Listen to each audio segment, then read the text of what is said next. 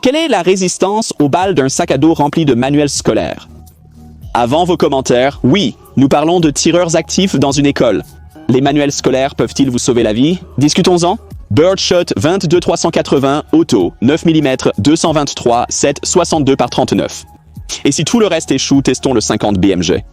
Gardons notre sac à dos à portée de main contenant 1200 feuilles de papier d'imprimante pour compter précisément combien nous en avons utilisé. Ces vidéos sont souvent ridicules, mais celle-ci est sérieuse. Premièrement, des plombs d'oiseaux sortant de notre fusil de chasse GeForce One. En observant la cible, on constate que le sac à dos est criblé, mais les pellets n'ont transpercé qu'environ 17 feuilles de papier. Ensuite, 22 sorties de notre Bursa Thunder 22, mais vous pourriez être surpris que les fusillades dans les écoles ne soient pas si fréquentes. Malgré les arguments statistiques étranges, on compte environ 50 à 80 décès annuels.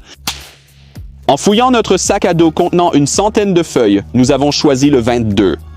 Les morceaux de plomb sont visibles à l'intérieur. Nous avons 380 autos.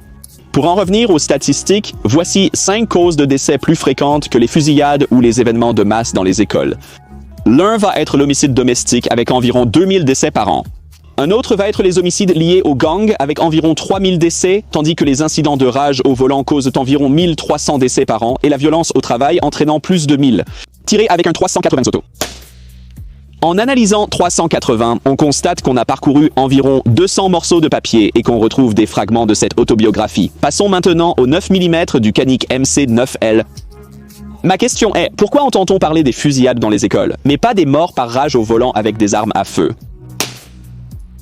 Nous avons percé ici et 500 morceaux de papier ont effectivement arrêté cette balle ici. Elle est juste un peu plus usée ensuite. 223 du CMMGD 100 maintenant que nous avons établi que les médias ont exagéré les fusillades dans les écoles et qu'elles sont plutôt rares pour commencer. Nous devons admettre que ces choses arrivent, même si ce n'est peut-être pas le problème que tous prétendent. Comment se défendre contre cela? 2 solutions.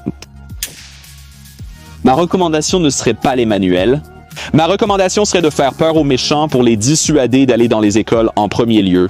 Par exemple, si les enseignants étaient autorisés à porter des armes, cela pourrait dissuader les tireurs d'école potentiels. Une autre façon de faire cela est d'avoir des policiers armés dans les écoles. Quand j'étais enfant, je trouvais cool d'aller au commissariat de police, voir leur équipement et leur voiture. Mais pour revenir à cela, il a en fait percé tout en ayant juste assez d'énergie pour déchirer l'arrière d'un sac à dos, mais pas pour faire un beau trou propre. Voici donc mes pensées. Les fusillades dans les écoles sont extrêmement rares, mais si vous deviez être dans une telle situation, vous ne voudriez pas avoir 1250 feuilles de papier entre vous et un fusil. Il serait préférable qu'un enseignant ou un policier ayant accès à une arme puisse neutraliser